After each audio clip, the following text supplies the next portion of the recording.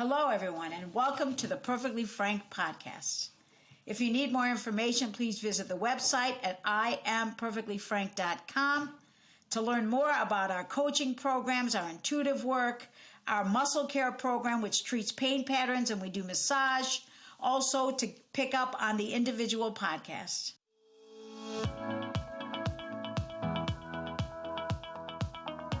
Hello, everyone. Welcome to They Call Me Perfectly Frank. Please visit my website, IamPerfectlyFrank.com. In case you want a coaching session, please book one on the site. And by the way, if you're interested in purchasing my book, The Man He's Stupid and the Girl She's So Bitch, please either go to my website, IamPerfectlyFrank.com, or feel free to order it on Amazon, either on Kindle or in paperback.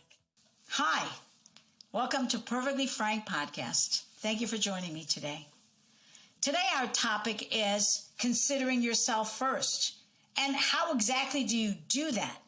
So the day is overwhelming, and I've been thinking about it, and oh my gosh, I'm scheduled back to back on all this stuff, and I haven't given myself a break to have lunch, and oh my gosh, I have all these things to do for other people, my children, my husband, my mom or dad, and I'm like, whoa, I can't take this. This is the time when you need to go, okay, let's see. Oh, that feels good. You know what? I can give up some of those things. I can cancel an appointment. It's okay if I'm late. It's okay that I slow down. And by the way, if you don't pay attention, if you don't take that moment to slow down and make some minor changes in that day, and also, if you don't stop thinking about all the things you have to do and stay in the moment of the thing you're doing right now, the universe is going to knock you down. It's going to make you sick, give you a headache, going to cause a car accident, you're going to bump into somebody, you're going to have a fall. Please pay attention, slow down, make whatever changes necessary, even if it means calling somebody else to do something for you. And you'll catch it when you can catch yourself slowing down and when you can stop thinking about the whole day. Because the whole day and all the stuff you have to do, or tomorrow or 6 weeks from now, gets too much. Stay in the day. Pay attention to that anxiety, that overwhelming feeling you have, and go, no, you know what? It's okay. It's okay, and it's perfect to consider myself first. I think that for a lot of women, because of the way we operate, because we're always doing, on the lookout, and taking care of everybody, that sometimes we get sick because our body's been requesting some downtime and we're not paying attention. I think that's true always. I think whether it's a car accident, whether it's a trip and fall, or you think you weren't paying attention, and this energy greater than us that we call God has been trying to talk to us, but we weren't listening, said, okay, sorry, I've got to get louder. You've got to hear this. I've got to keep you out of harm's way. So something happens and ultimately it gets our attention. I agree. I totally agree with that. But how about the fact that you could enjoy the downtime even though you weren't feeling the greatest? You really did actually enjoy that downtime. I did. I mean, you run into the bathroom, having the bathroom by yourself, not having to worry about other people. You know, I got to watch whatever show I wanted. I got to do whatever I wanted. That's right. So what you're saying is that if you stay connected to the faith in what you want to have happen, it allows you to create your life rather than be at the effect of whatever happens in your life. Yes. And spirituality and religion can align. They can align. Hold on. Wait, can I pause there for a second? Mm-hmm. Frankie. So have you heard people say this? And I see it on social media sometimes, like, you know what? I don't want to unalive myself, but I just want to hit a tree so I can have time to myself. I just want to be in the hospital so I can sleep. Have you had clients that actually have said that to you? I don't want to commit suicide, aka unalive myself, but honestly, if I could just fucking hit a tree and have 5 days off, it would be amazing. Mm-hmm. Is that what you're kind of saying in this space? But hitting a tree can be metaphoric. Or it can be actual. Right. So that's, how do I not have So the what actual hitting the tree? Yeah, how can you avoid having Because to in my actually brain, like, literally driving to work, hit the tree? A couple of days, I was like, I just want to hit a tree. Right. I just so want it to be done really, for a minute. what I do, I believe that energy is very movable. What I do is, okay, I wave my hands over my head and I make that sound and I throw the energy away and I go, I just want the downtime. Okay. But I want it as an impact if I hit a tree and I have to have the downtime. But I don't want to hit a tree, really. I don't want to hit the tree. Okay. I just want to okay, the lights go out. There's no power at work. The kids can't go to school. I got nothing to cook. Fucking leave me alone. Right. Right. And it's ironic because you think, shit, this happened. And it happened to a lot of people because maybe that energy, I would say often, always, that energy is not just there by yourself. Right. A million other people are having that. That's how I felt pre-COVID. I was at my husband and I were just like, something has to give. Something has to fucking give. And then literally next day it was like, we're all in quarantine. And I was like, this is the greatest thing in the world. Like, this is fucking amazing. I loved it. So is there a way to, maybe I don't want anything to happen. Is it really why do I want to hit a tree? Okay, you want downtime. How can I just make downtime for myself? How can I fit that into my life? Because society doesn't give you that space. Society simply does not. Living on this place called life, we have children and we want to kill those children and we adore those children and we have friends. So life in itself, unless you can go, I'm going to take the time and I'm going to be okay with this person getting pissed off at me. And I'm going to be okay with the kids not going to school. And I'm going to be okay with locking them in their rooms. Right. Or locking myself in the bathroom. I'm taking a bath. COVID made it okay. Yeah. Do you understand? Oh, for sure. COVID made it okay. Right. But you have to make it okay within you to not, and the thing is, it is okay. As a matter of fact, not only are you doing yourself a favor, you're doing literally everybody else in the world a favor. Yep. If you could realize, I hope none of you have to ever have this experience, but for those of you that do, to lose a loved one, even a pet, a space becomes available. And we get stuck in this space and we're floating.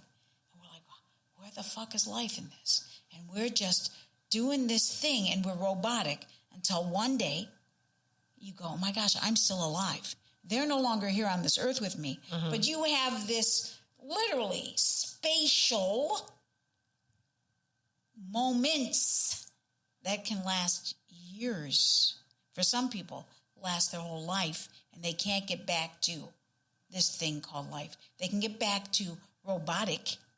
They can get back to being on this plane energetically, but not being with the plane because their mind has left their soul. And then when they is that die, what disassociating is kind of? Like I'm just disassociating I think today. there's something different, but that would be a good example. And so to get to that space and go, it's okay for all these people to have whatever their experience is while I have mine. And my need to be available to them. There you go. Is what has to let go. Yeah. And it's like, may I? So like Cheri has anxiety. Emily has anxiety, right? Their way of dealing with it is their way of dealing with it. Emmy needs to hide, be away from me, don't talk to me, I don't know you, you don't know me. But then whatever she does to process it, she may do nothing. That may be enough for her, right? But she may also realize I have to do something because I don't like the way I feel. I'm still feeling it. I'm still feeling that energy. So what we have to give ourselves permission to be okay with it. I just did something with Cheri. I was feeling crappy, having a tough week. I'm like, I thought we were friends. How come she isn't checking in on me, right? And I wanted to reach out to her, and I'm looking at her post on Facebook, and she's still in this space where she was dealing with something, and it was an anxiety issue, and she needed her downtime. How selfish of me. But I needed to reach out to her, but I couldn't do it. For 3 days, I couldn't do it. I was feeling sad. But I really love her. I thought we were friends, and maybe we're not that kind of friends. And I was processing all this stuff. I got spatial in relationship to Cheri. I had to distance myself from me because I didn't know how to enter that arena until I needed her. I needed her to pull me from some shit that I was dealing with, right? I needed her to pull me from fear, actually. And that's what she was, her own dealings with were, how do I deal with this fear? And see, this is a lesson that this is real time, right now, today, a lesson that I am learning. It's very poignant that you bring this up today. Totally real time, the lesson that I'm learning right now is that for many reasons, people have reasons where they need to shut it down, right? And for me, if I don't shut it down, when my anxiety gets out of control, I'm learning that if I don't shut it down, I can get super sick. I spent 5 days in the hospital. Physically ill sick. I spent 5 days in the hospital sleeping. It's so funny that you say, I just want to let me sleep for 5 days. Like literally I spent 5 days in the hospital because I was malnourished. I was dehydrated. I was exhausted. And that was all from anxiety. I was also alcohol dependent at the time because I was treating my own anxiety because I couldn't give myself a break. Because you want to stop feeling the uncomfortableness. Because you want to stop feeling uncomfortable. If I don't shut it down, and by shut it down, I mean, I can't reach out to people. I mean, I can't send texts. I mean, I can't, interact with people. I mean, I literally have to shut everything down. I know I will get sick. Now, I think that this is universal. 100%. 100% universal. I think that for me, it's my anxiety that acts up, but for you, it might be just I'm overwhelming. My anxiety, gut, my stomach hurts. Means my stomach hurts. Exactly. I can't take these people anymore. Yeah. I don't know you. You don't know. Right. For you, I think that you reach places where you start running around in your head so hard, 100%, that you can't function. And then you can't sleep. Stuff like that. Right. Exactly. So this notion of shutting it down is so foreign, and especially, I'm going to say this for women, we cannot shut it down. We're not allowed to come home from work and take a half an hour. But we've been entrained and we've been cultured, right? Look back at the sitcoms, the very early sitcoms. The man comes home, the woman is standing there. She takes his coat and his hat. She's got his martini in her hand. He takes it. He sits down. And she's looking beautiful at the same time. She's looking fantastic. Yeah, she's not schlubbing up to the door in a bathrobe with her hair, hanging halfway. Which she'd like to be doing. Exactly. Which is what she'd like to be doing and probably needs to be doing because she's been working all day too. But we've been entrained to that. And I mean, I am really seriously learning that this is just maintenance of a human being. It has to be okay for us to take a break. And when we can't get those small breaks, sometimes we have to take a bigger break. Frankie knows this. I took a trip all by myself. I went to Fort Wayne. I got an Airbnb, and for 3 days, I did whatever the fuck I wanted. I love that. I slept in. I wandered around. I went to a butterfly sanctuary. You want to slow down? Sit with butterflies for a little while. They're amazing. I wrote. I ate. I sat out on this little balcony. Those things need to be normalized. We need to normalize and become aware of the idea that self-care is urgent. Self-care is more important than the fucking dishes. And let's talk about this. It's urban or rural. It doesn't matter where you live. It's what's happening within you. It's that one little trigger, that one person that noticed the booger on your nose. Right. And honestly, for the rest of your life, you're like, so embarrassed. You're about the booger. Not just embarrassed, but it has consumed you. Right. To the point that you have decided that even though it doesn't exist, it was never there, the whole world can see it for the rest of your life.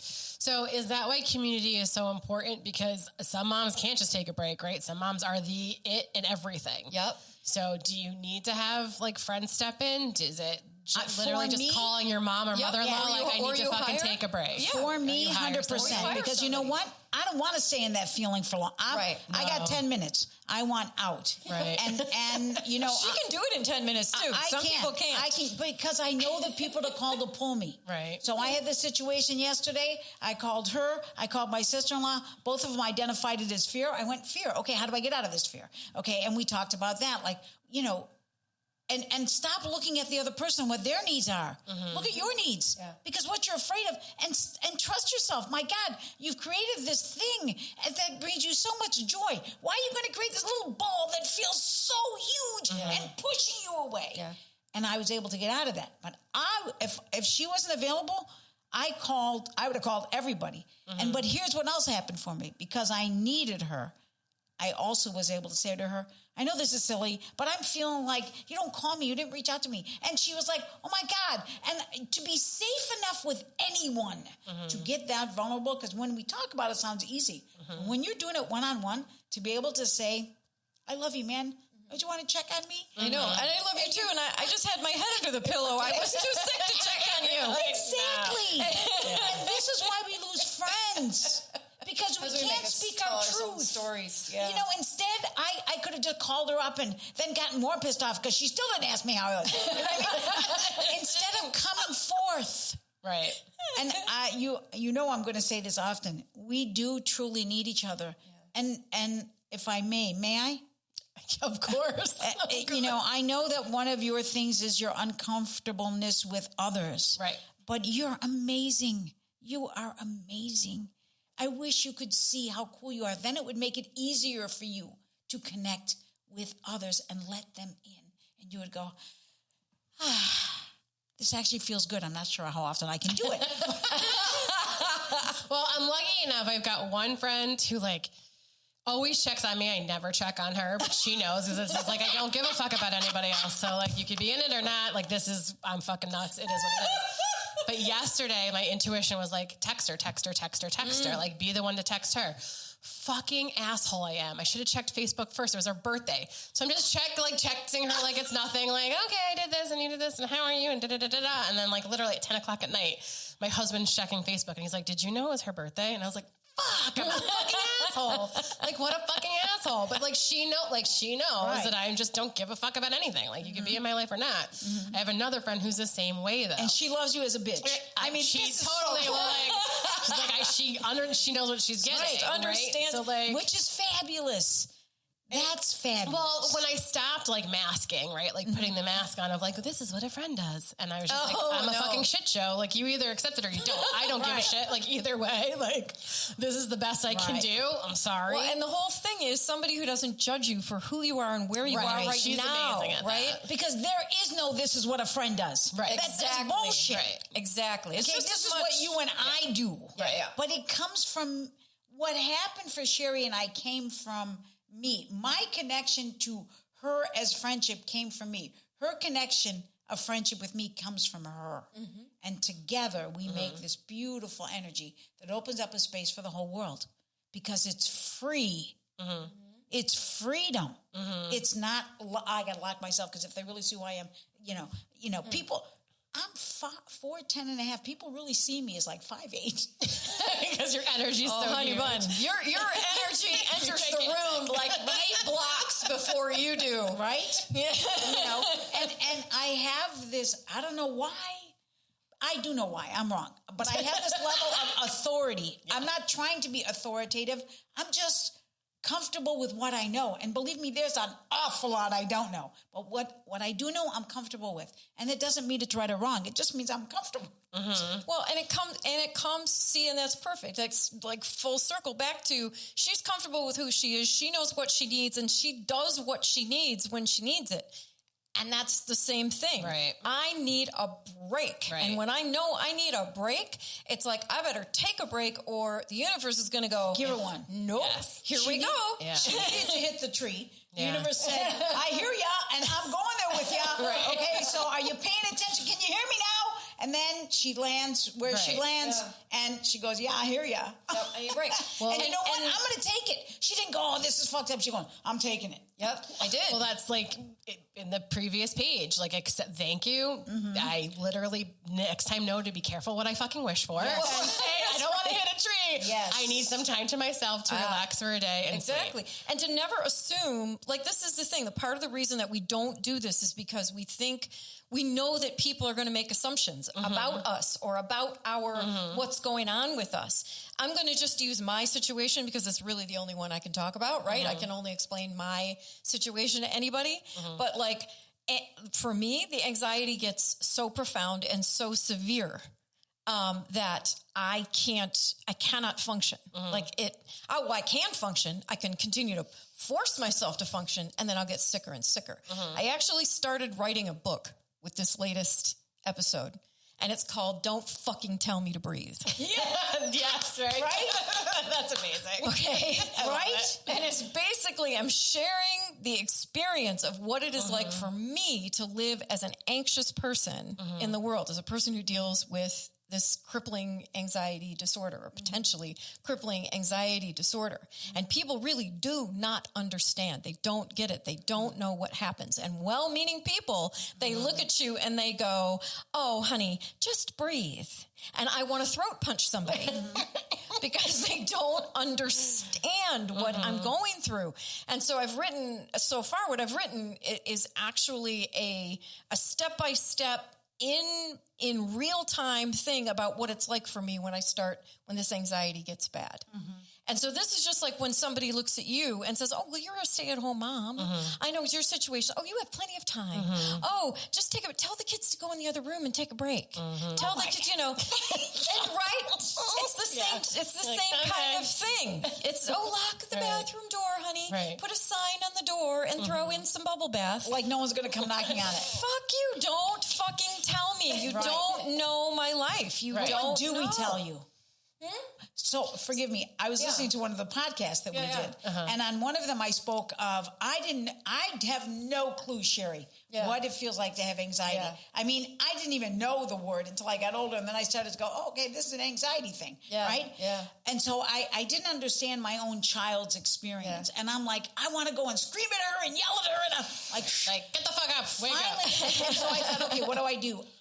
The universe was with me because I just went in. I said, listen, baby, I don't understand this stuff. There you go. I don't get it. I don't understand how it operates. And I want to see you function more. I want to see you get a job and feel better about yourself and blah, blah, blah. And she goes, Mom, let me do it on my time. There you go. Well, it became a conversation instead of an angry attitude coming in. But I didn't know that. Cheri had actually helped me with that concept. But we still need to be reminded, right? Because sometimes we're going to come in. The outsider, is going to come in strong at you. Absolutely. It's funny that we just did this podcast on that. And this is a real world. It's very live right now with kids. Sure. This anxiety thing is very live right now. Not just with kids. The world is changing so fast that you can't even get one step before you're like, right? Oh, for sure. And there's so much fear right now. My God, we've got COVID. The politics are blowing up. The economy is blowing up. I mean, people, you can't get into a therapist. No. They're booked out 6 months. I mean, literally, because people are dealing with so much anxiety. And the fascinating thing about it in terms of dealing with anxiety, it's just like anything else. You ask the person, what do you need? Right. How can I help you? So then on the flip side, Frankie's like, why is Cheri not texting me or checking on me? Were you like, please nobody text me or check on me? Because that's how I am. I'm like, please shut my phone off. I don't want to even fucking have to lie to you. And she was posting that. Yep. No, I read that. She was posting. Well, because I don't want to have to explain it to you. I get it. Yeah. I'm going through my process. Fucking just leave me alone. And when I'm ready, I will talk to you. But how selfish of me. Right. Exactly. Did you not check on her? But even if you did, she'd be like, I'm not in that space right now. Like, I'm already I'm out. But that comes back to this thing that we were just talking about, being in this space of allowance, right? I can be in allowance of the fact that Frankie is just who she is. Right. And Frankie might send me several text messages and say, man, I really want to talk to you. But if I can't, I literally can't, then I have to still be in my space of what I can do and what I can't do. And that's why I say, real time right now, this is what I'm learning. Part of the reason I drove myself here this morning, I needed a quiet drive. I love it. Yeah. I needed a peaceful, quiet drive. I needed a little time before I was ready to interact with everybody. This is basic, the care and feeding of the Cheri, 101. But it's all stuff that I'm still real time learning. Right. But you have a situation where you've got kids at home. You've got all kinds of stuff you're managing. You've got 1,000 balls in the air. That's why you're thinking about, gee, wouldn't it be nice to hit the tree? Right. Not really, have to get hurt or whatever, but just, give me 5 days. Right. And just 5 days. Everybody leave me alone. Right. So, what I'm going to say to you, easier said than done, is take 5 damn days. Oh, I do now.